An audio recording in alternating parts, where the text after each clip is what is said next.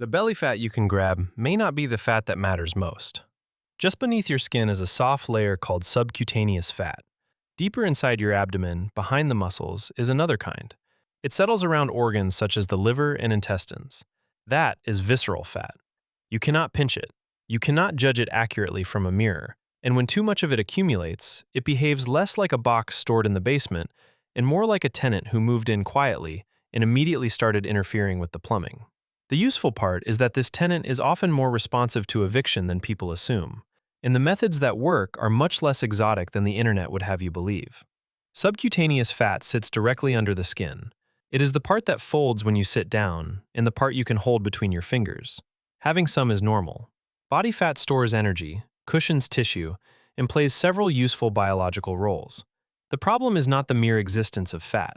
Visceral fat occupies the deeper abdominal cavity. Its location matters because excessive visceral fat is more closely connected with metabolic problems than the softer layer beneath the skin. This also explains why body weight does not tell the whole story. Two people can weigh the same and have very different fat distributions. Someone can even have a BMI in the normal range while carrying enough abdominal fat to raise health concerns. A waist measurement cannot tell you exactly how much visceral fat you have. It includes skin, muscle, and subcutaneous fat as well. But measured consistently, it offers useful information that weight alone can miss. So why does the body care where the fat is stored? Fat tissue is not just a silent pile of spare calories. It is living, metabolically active tissue. When visceral fat becomes excessive, it is associated with insulin resistance, type 2 diabetes, cardiovascular disease, high blood pressure, and fat accumulation in the liver.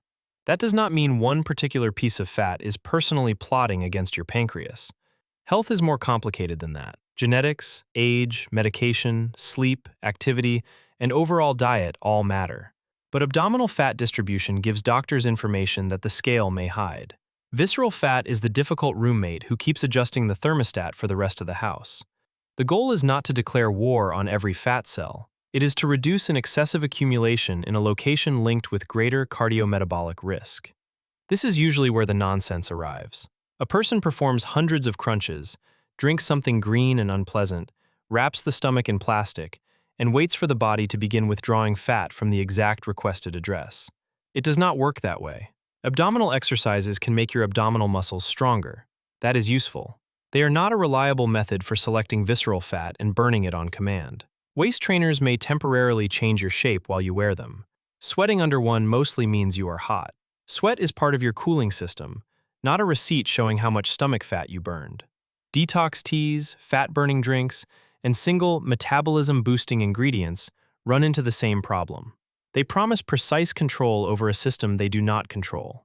The real eviction plan is less dramatic. It is also much more effective. The first part is creating a calorie deficit you can actually live with. A calorie deficit is not a specific diet. It simply means that, over time, your body is using more energy than you are consuming. The difficult part is creating that condition without making every meal feel like a disciplinary hearing. A practical meal usually has a substantial protein source, something rich in fiber such as vegetables, fruit, beans, or whole grains, and a reasonable portion of the more calorie-dense foods you enjoy. Then look at the calories that barely register as food: sugary drinks, large coffees that are functionally milkshakes, alcohol, the snacks eaten while standing in the kitchen, apparently protected from mathematics because no plate was involved. Make highly snackable foods slightly less convenient. Keep filling foods easy to reach. Drink most of your beverages as water, unsweetened tea or coffee, or other low-calorie options. And keep the deficit modest. You do not need to survive on celery water. You need an eating pattern that still exists on Friday night. For people carrying excess weight, losing around 5 to 10% of starting body weight is associated with meaningful health benefits. That is not a pass or fail target. Improvements can begin before you reach it, and visceral fat commonly falls as overall weight is reduced. The next part is movement, preferably the kind you can repeat without needing a motivational speech first. Exercise does not need to destroy you to count. Walk on most days. Make some of those walks brisk enough that your breathing becomes noticeably heavier while conversation is still possible. Cycle, swim, or use whichever form of aerobic activity your joints and schedule will tolerate. Then make ordinary life slightly less stationary. Take the stairs sometimes. Walk during a phone call. Stand up after a long block of sitting. The general target for adults is at least 150 minutes of moderate aerobic activity each week. That can be divided across the week. It does not need to happen in heroic 1-hour sessions. Aerobic exercise is consistently associated with reductions in visceral fat. In some studies, abdominal fat improved even when the scale changed very little. Walking is not a punishment workout. It is the quiet employee doing useful work while the glamorous exercises are busy filming themselves. Strength training belongs in this plan too. When body weight falls, not everything lost is necessarily fat. Some lean tissue can disappear as well, especially during an aggressive diet with no resistance training. That is why 2 full-body strength sessions each week are a sensible starting point. Train the major muscle groups using movements such as squatting, hinging, pushing, pulling, and carrying. Machines, free weights, resistance bands, and bodyweight exercises can all work. The exact equipment matters less than gradually asking the muscles to do more. Strength training does not replace aerobic movement. It handles a different part of the job. Cardio helps create energy expenditure and can directly reduce visceral fat. Resistance training helps preserve strength and lean tissue while the weight comes off. You are not simply trying to make the number on the scale smaller. You are trying to improve what that weight is made of. Then there are the weekend loopholes. Many plans do not fail on Wednesday morning. They fail somewhere between Friday evening and Sunday night. 5 controlled days can be canceled surprisingly quickly by 2 days of untracked drinks, restaurant portions, grazing, and rewards for workouts that burned fewer calories than expected. Your body does not close its accounting department for the weekend. Alcohol deserves particular attention because it provides calories with few nutrients, and those calories are easy to overlook. You do not have to pretend that one drink instantly creates visceral fat. Just count it as something rather than nothing. Sleep matters too, although it is not a magical fat-burning treatment. Short sleep can increase appetite and cravings, making the rest of the plan harder to follow. Poor sleep often leads to convenience eating, less movement, and more reliance on caffeine or sugary food. Recovery supports the plan. It does not replace the plan. The same is true of stress. You do not need to remove every difficult thing from your life before you can make progress. That would be a fairly long waiting list. But it helps to notice when stress repeatedly turns into late-night snacking, skipped workouts, or drinking more than intended. The practical goal is not perfect control. It is fewer predictable leaks.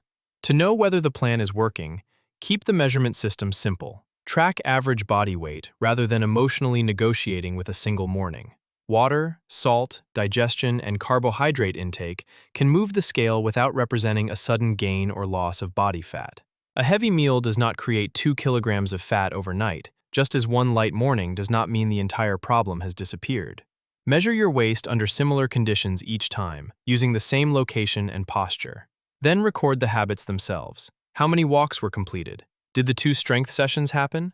Were liquid calories reduced? Did the weekend resemble the plan, or did it become a separate legal jurisdiction? Progress should be judged across several weeks. A shrinking waist does not prove that every centimeter came specifically from visceral fat. A tape measure cannot separate the tissues beneath it, but the trend still gives useful information about changes in abdominal size. The mirror is even less precise. It is a reflection, not a medical scanner. Visceral fat is not removed by one special food, a brutal workout, or a 7-day cleanse.